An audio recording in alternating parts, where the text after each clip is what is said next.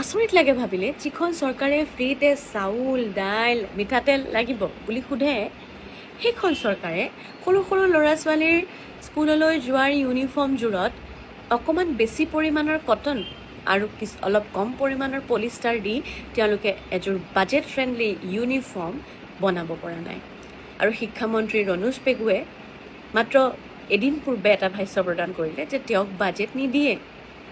আচৰিত লাগিলে শুনি যে অসম চৰকাৰে শিক্ষাৰ বাবে বাজেট নিদিয়ে, শিক্ষাৰ বাবে পইচা নিদিয়ে, ল'ৰা ছোৱালী স্কুললৈ এই গৰমত পঢ়িবলৈ যাবলৈ কান্দি কান্দি মামা মোক এখন ফেন দিয়া বুলি ক'ব লাগে, মামা মোক এখন দলং দিয়া বুলি ক'ব লাগে, আৰু তাৰপিছত নিজৰ মহাত্মা দেখুৱাই এতিয়া যে কিমান এজন ডাঙৰ মানুহ, মানে কিমান দয়ালু ব্যক্তি, সেইটো দেখুৱাই বাতৰি সম্প্ৰচাৰ কৰি সেই এখন স্কুলত এখন ফেন লগাই দিয়াৰ ব্যৱস্থা কৰি দিয়ে। সেইখন চৰকাৰে পলিষ্টাৰৰ শতাংশ বেছি ৰাখি যিসমূহ বিদ্যালয়ে ইউনিফৰ্ম তেওঁলোকে বিলাই আছে ল'ৰা ছোৱালীৰ মাজত, তেওঁলোকৰ কথাখিনি শুনিবলৈ তেওঁলোকে ক'লে যে শুনি পেলাই আমাৰ বাজেট নাই। মই আপোনালোকক এটা বস্তু দেখুৱাওঁ, কি হ'ব, বতাহ সোমাব ওলাব নোৱাৰা হৈ যায় এটা পলিষ্টাৰ কাপোৰৰ ইউনিফৰ্মত। Polyester is synthetic plastic fiber unlike কটনৰ দৰে নহয়, সেইবাবে ই বতাহ ওলোৱা আৰু সোমোৱা, এয়াৰ টু চাৰ্কুলেট ফ্ৰীলি, ভালকৈ বতাহ ওলোৱা সোমোৱা কৰিব নোৱাৰে, আৰু তাৰ বাবে গৰমৰ এটা traps a layer of warm moist air right next to the skin. ছালতে গৰম হৈ পৰে ভাববোৰ, কাৰণ ওলাই যাব নোৱাৰে। Chafing and rashes because it does not absorb sweat, কাৰণ ই ঘাম পুহিব নোৱাৰে, মইশ্চাৰটো থাকি যায় আৰু সেইবাবে বেছি গৰম হৈ পৰে। In hot and humid weather this creates a prime environment for the heat rashes, আৰু শ্বাফিং আৰু ফাংগাল অৰ বেক্টেৰিয়েল ইনফেকশ্যনছ হ'ব পাৰে। Chemical sensitivities, the manufacturing of the polyester involves chemicals and dispersed dyes. For students with sensitive skin or conditions like eczema, this can trigger contact dermatitis and intense itching. বহুত বেছি খজুতি হ'ব পাৰে।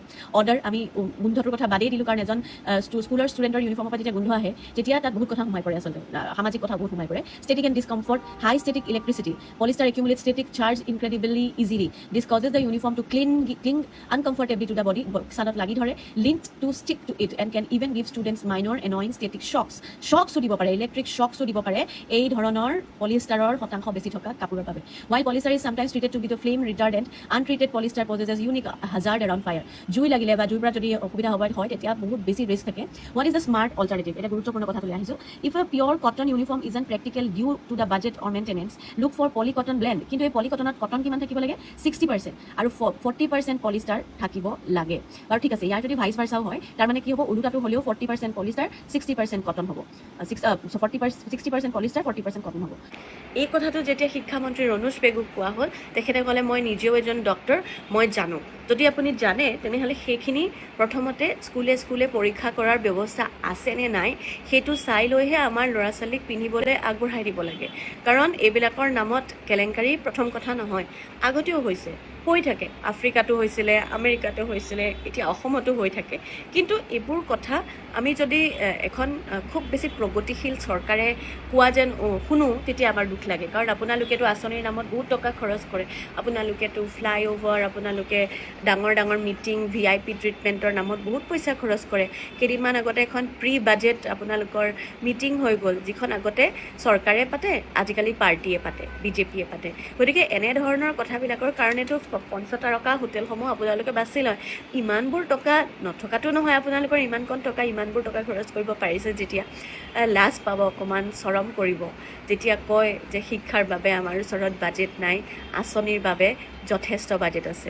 গতিকে ঘৰত বহি কাৰোবাক পইচা দিয়াতকৈ যেতিয়া কোনোবা এজন ছাত্ৰ ছাত্ৰীয়ে কষ্ট কৰি ফেন নথকা অৱস্থাত ক্লাছৰুম এটাত বহি থাকে, আপোনালোককেতো বহুত অনুৰোধ কৰে সৰু কণ ল'ৰা ছোৱালীবিলাকে, তেতিয়া ভাবিব যে এইখিনি সৰু ল'ৰা ছোৱালীক কেইযোৰমান কাপোৰ দিবলৈ আমাৰ ওচৰত পইচা নাই, আমি কিমান দুৰ্ভিক্ষ, আমি কিমান দুৰ্ভগীয়া।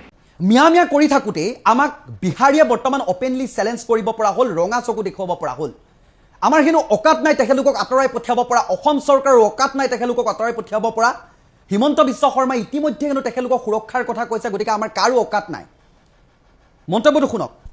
आपका सीना पर चढ़ के बिहारी रहेगा आसाम पे, औकात है तो बिहारियों को हटा के देख लेना। हेमंत मामा ने बोल दिया है, आसाम सरकार के भी औकात नहीं है कि बिहारी को हटा देने का। ठीक है, बिहारी पावर दिखा दीजिए कमेंट बॉक्स में आप लोग। आपका सीना पर चढ़ के बिहारी रहेगा आसाम पे, औकात है तो बिहारियों को हटा के देख लेना। हेमंत मामा ने बोल दिया है, आसाम सरकार के भी औकात नहीं है कि बिहारी को हटा देने का। ठीक है, बिहारी पावर दिखा दीजिए कमेंट बॉक्स में आप लोग। এই অশোক চৌহান নামৰ ব্যক্তিজনে কাৰ আশীৰ্বাদ পুষ্ট হৈ এইদৰে অসমীয়াক অপেনলি চেলেঞ্জ কৰিব পৰা হ'ল যে অসমীয়াৰ অকাত নাই যে আমাক আঁতৰ কৰিব পাৰিব ইয়াৰ পৰা। অসমৰ মুখ্যমন্ত্ৰী হিমন্ত বিশ্ব শৰ্মা ডাঙৰীয়াই ইতিমধ্যে তেখেতলোকক সুৰক্ষাৰ কথা কৈছে হেনো। অসম চৰকাৰৰ অকাত নাই তেখেতলোকক ইয়াৰ পৰা আঁতৰাব পৰা, এনেকুৱা ধৰণে অসমীয়াৰ বুকুতে থাকি ইয়াতে হাৱা পানী খাই ইয়াতে থিতাপি লৈ আমি আদৰ সাদৰ কৰি ৰখাৰ পাছত আমাকে আজি ৰঙা চকু দেখুৱাই বৰঘৰত সোমাই বুকুত ঘুচা মাৰিবলৈ তেখেতলোকে কুণ্ঠাবোধ কৰা নাই। আমাৰ অসমীয়া জাতিটোক ইমান নিচ কৰি পেলালে, আমাৰ টেঙা ফুটবলটোৰ নিচিনা কৰিলে। যোনেই মন যায় তোনেই ইফালৰ পৰা এক চুট মাৰি দিব, কোনোবাই লঠিয়াব, কোনোবাই গটিয়াব, কোনোবাই মাৰিব, কোনোবাই আমাক চুচৰাব, কিন্তু আমি নিমাতি কইনাৰ ভাও ধৰি বহি থাকিব লাগিব। জাতীয় দলসংগঠনৰ নেতা নেতৃত্বসকল কিয় বৰ্তমান সময়ত নিমাত হৈ আছে বুলি যদি আপোনালোকে প্ৰশ্ন কৰিব দিয়ে, তেতিয়াহ'লে নিমাত হৈ নাথাকিব কিয়? জাতীয় দল সংগঠনৰ নেতা নেতৃত্ব যেতিয়া এইবোৰ কথা বাৰ্তাত মাত মাতিবৰ কাৰণে ওলাই আহে, আপোনালোকে একাংশই তেখেতলোকক নানা ধৰণৰ কথাৰে তুচ্ছ তাচ্ছিল্য কৰি তেখেতলোকক উঠি অহা বা অসমীয়া আইজনীৰ প্ৰতি কৰিব বিচৰা কামখিনিৰ প্ৰতি আপোনালোকে হেঙাৰ হিচাপে থিয় দিয়া আমাৰ একাংশ পদলেহনকাৰী তলুৱা চেলেকাসকলে বিহাৰী বিহাৰী বুলি ক'লে যিসকলে বুকু পুৰে, তেখেতলোকে এই ভিডিঅ'টো চাওক। কিদৰে অপেনলি চেলেঞ্জ কৰিব পৰা হ'ল, যিসকলে তেখেতলোকে বুকুৰ কুটুম বনাই লৈছিলে সেইসকলে এই ভিডিঅ'বোৰ ভালদৰে চাওক। কেনেকুৱা ধৰণৰ পৰিৱেশ পৰিস্থিতিৰ সৃষ্টি কৰিব বিচাৰিছে এই ব্যক্তিজনে। অসাংবিধানিক শব্দ ব্যৱহাৰ কৰি অসম নামৰ ৰাজ্যখনত থাকি প্ৰলাপ বকাৰ দৰে কিছুমান কথা কৈছে যে দুটা গোষ্ঠীৰ মাজত গোষ্ঠীগত সংঘৰ্ষ লগাবলৈ চেষ্টা কৰিছে, উচতনিমূলক মন্তব্য কৰা দেখিবলৈ পোৱা গৈছে। এখেতলোকৰ ওপৰত এতিয়া অসম আৰক্ষীয়ে কি ব্যৱস্থা গ্ৰহণ কৰিব। আজি অসমীয়াক যোনেই পায় তোনেই ফুটবলটোৰ গতে ছুটিয়াই লৈ ঘূৰি ফুৰিব বিচাৰে। টেঙা ফুটবলটো যেনেকুৱা অকণ মূল্য আছে কিন্তু আমাৰ মূল্য নাইকিয়া, তেনেকুৱা ধৰণৰ ব্যৱস্থা কৰিছে।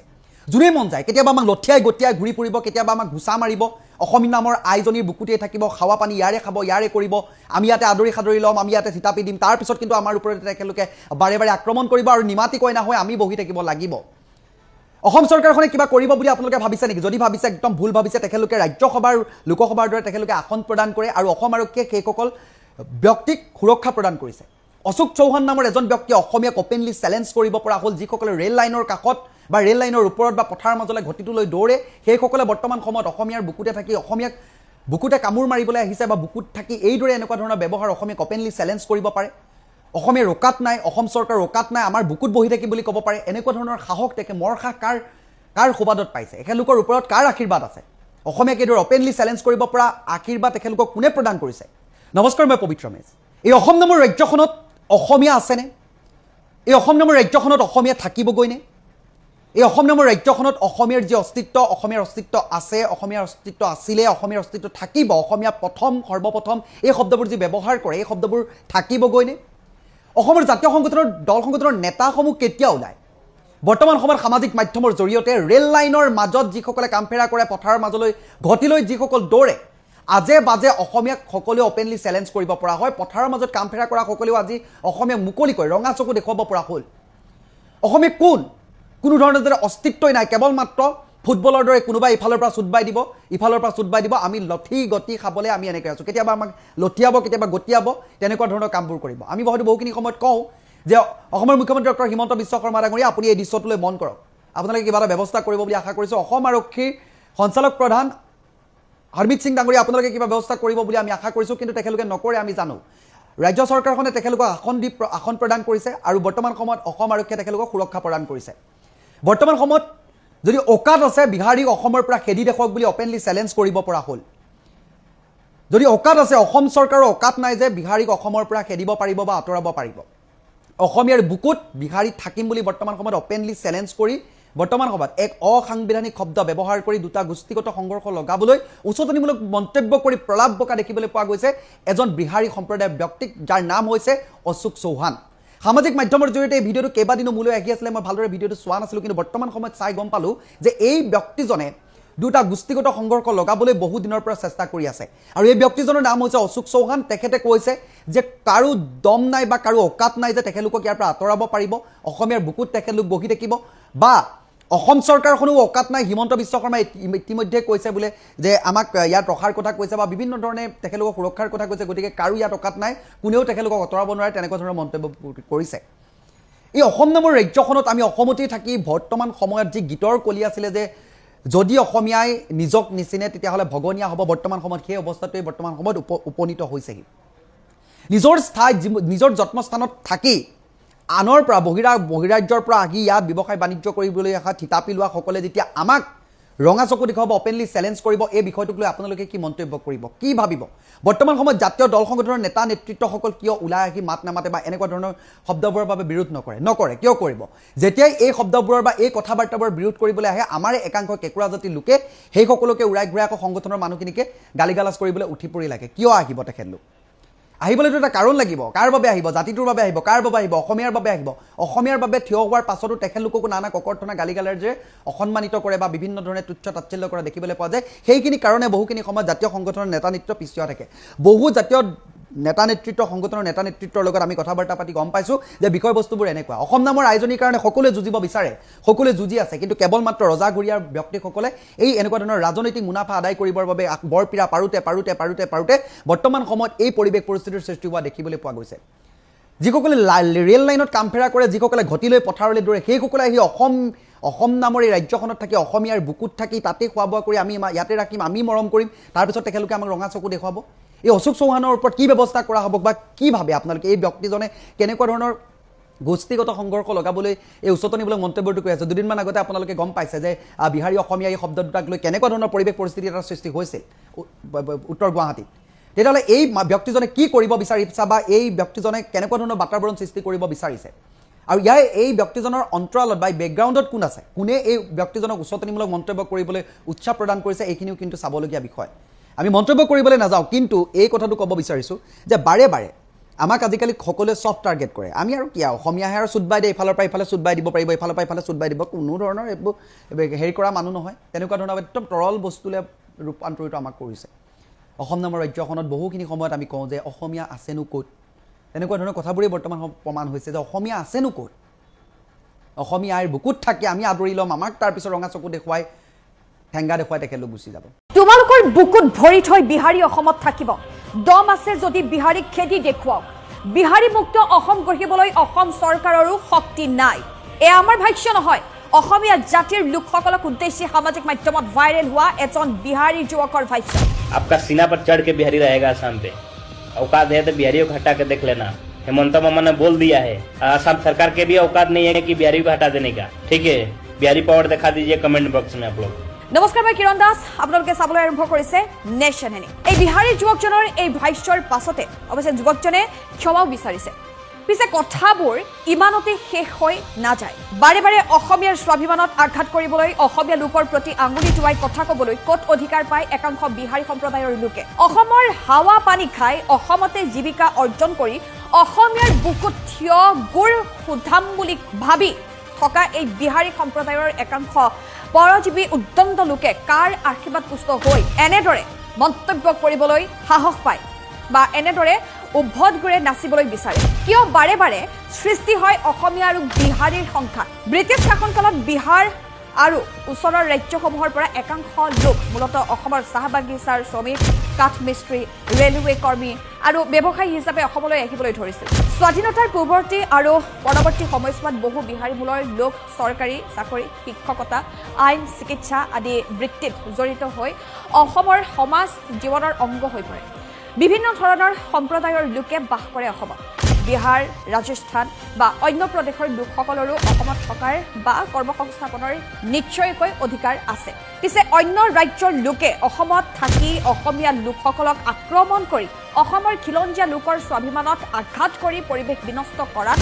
নিশ্চয়কৈ প্ৰতিজন অসমীয়াৰে আপত্তি আছে এইখিনিতে ফহিয়াই চাব বিচাৰিছোঁ অসমত কিমান আছে হিন্দীভাষী লোক 2011 চনৰ লোকপিয়ল মতে হিন্দীভাষী লোকৰ সংখ্যা আছিল 21 লাখ 2001 চনৰ লোকপিয়ল মতে অসমত হিন্দীভাষী লোকৰ সংখ্যা 16 লাখ 1991 চনৰ লোকপিয়ল মতে অসমত হিন্দীভাষী লোকৰ সংখ্যা 10 লাখ অৰ্থাৎ সময়ৰ লগে লগে আন সম্প্ৰদায়ৰ দৰে অসমত বাঢ়িছে হিন্দীভাষী লোকৰ সংখ্যা ইয়াৰ লগে লগে হিন্দীভাষী লোকসকলে দখল কৰিছে অসমৰ পথাৰ অসমৰ বজাৰ এটা উদাহৰণ দিব খুজিছোঁ বৰ্তমান অসমৰ চাৰিওফালে চকু ফুৰালে আপুনি দেখা পাব পুৰুষৰ চুলি কটা ব্যৱসায়টো সম্পূৰ্ণৰূপে বিহাৰী সম্প্ৰদায়ৰ লোকৰ হাতত নিম্নজিত হৈ আহিছে ৰিক্সা বা ঠেলা চালকৰ প্ৰায় সংখ্যকেই আছিল হিন্দীভাষী অৰ্থাৎ বিহাৰী সম্প্ৰদায়ৰ লোক পাছত এই ক্ষেত্ৰখনত ন্যায়ৰ আধিপত্য বাঢ়িবলৈ ধৰে সৰু সৰু ব্যৱসায়ৰ লগতো সম্প্ৰতি বহুলভাৱে জড়িত হৈ পৰিছে হিন্দীভাষী লোক খিলঞ্জীয়াৰ পৰিৱৰ্তে বজাৰ দখল কৰিছে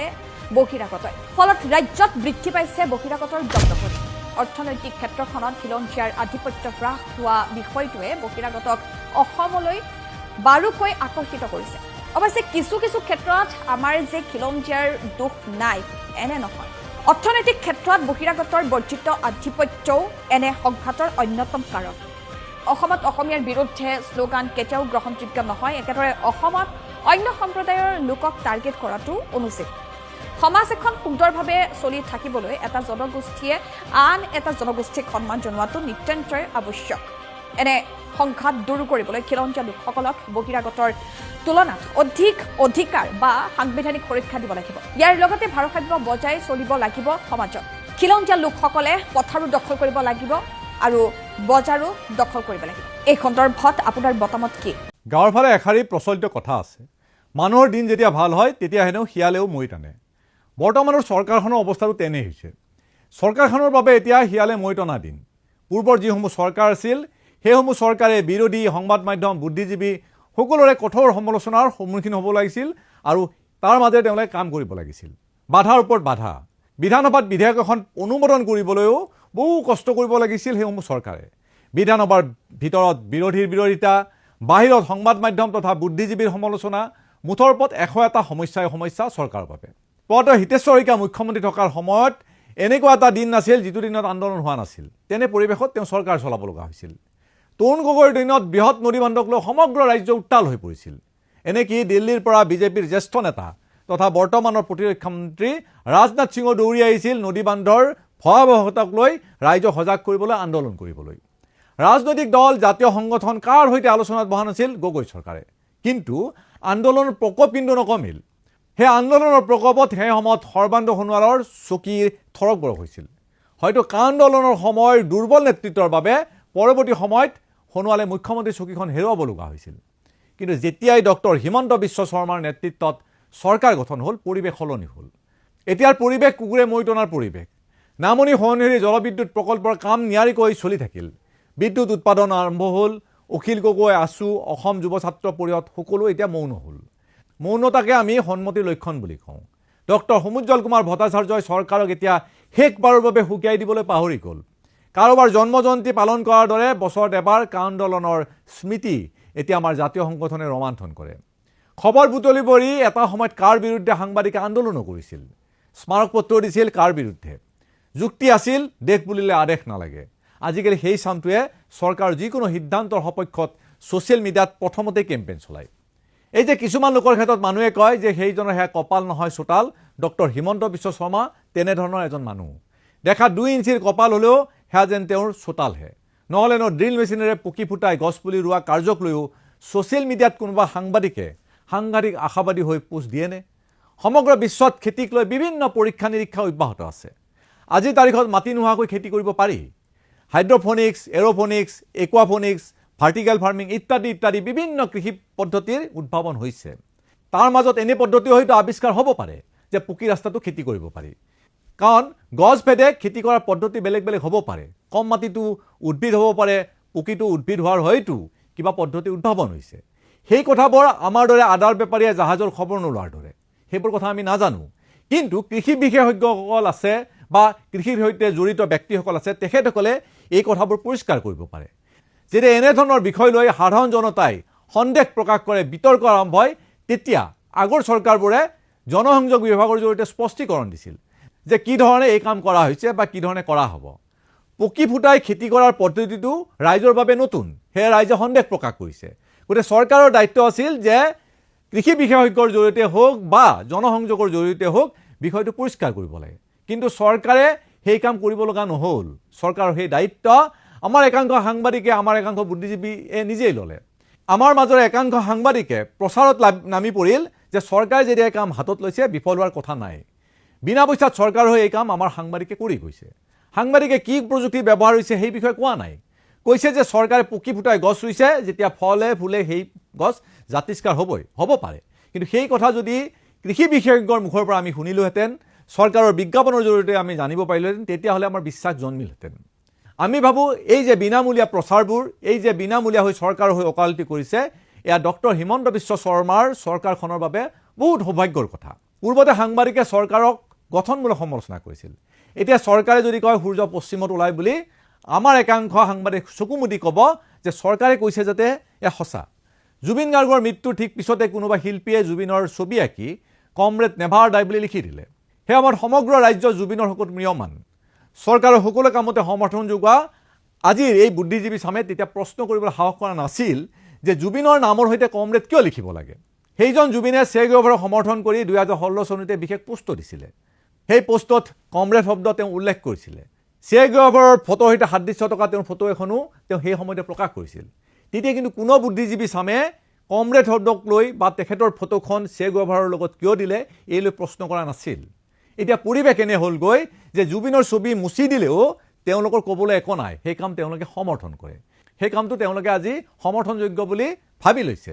কমৰেড লিখিছে যেতিয়া সেই ছবি চৰকাৰে মুচিবই বুলি তেওঁলোকে অকাট্য যুক্তি আগবঢ়াইছে। কিন্তু সেই যুক্তি বুদ্ধিজীৱীৰ মূৰৰ পৰা ওলাইছে ছবিখন অঁকাৰ 9 মাহ পিছত। অৰ্থাৎ 9 মাহ পূৰ্বে তেওঁলোকৰ সেই সাহস নহ'ল যে ইয়াত কমৰেড শব্দটো লিখিব নালাগে বা এই শব্দটো লিখা বেয়া হৈছে বুলি প্ৰশ্ন কৰাৰ সাহস নহ'ল। যিদিনাখন চৰকাৰে জানি হওক বা নাজানি হওক ছবিখন মুচিলে, তেতিয়া চৰকাৰৰ হৈ ওকালতি কৰিবলৈ এই বুদ্ধিজীৱীসকল ওলাই আহিল। আমাৰ মাজত এচাম সাংবাদিক ওলাই আহিল। ভাবকচোন, জুবিনৰ ছবি মচা সেই কাম সৰ্বানন্দ সোণোৱাল বা তৰুণ গগৈ মুখ্যমন্ত্ৰী হৈ থকাৰ সময়ত যদি হ'লহেঁতেন, কি পৰ্যায়ৰ সমালোচনা হ'লহেঁতেন। সেই কামৰ সপক্ষত সাংবাদিকেই হওক বা বুদ্ধিজীৱীয়ে হওক কোনোবাই মন্তব্য দিবলৈ সাহস কৰিলেহেঁতেননে? সেই কৈছোঁ, মুখ্যমন্ত্ৰী ডক্টৰ হিমন্ত বিশ্ব শৰ্মাৰ সাংঘাতিক ভাল দিন চলিছে। ডক্টৰ শৰ্মাৰ এতিয়া ইমানেই ভাল দিন চলিছে যে শিয়ালে মৈ টনাৰ পৰিৱেশ এটা ৰচনা হৈছে। ধন্যবাদ।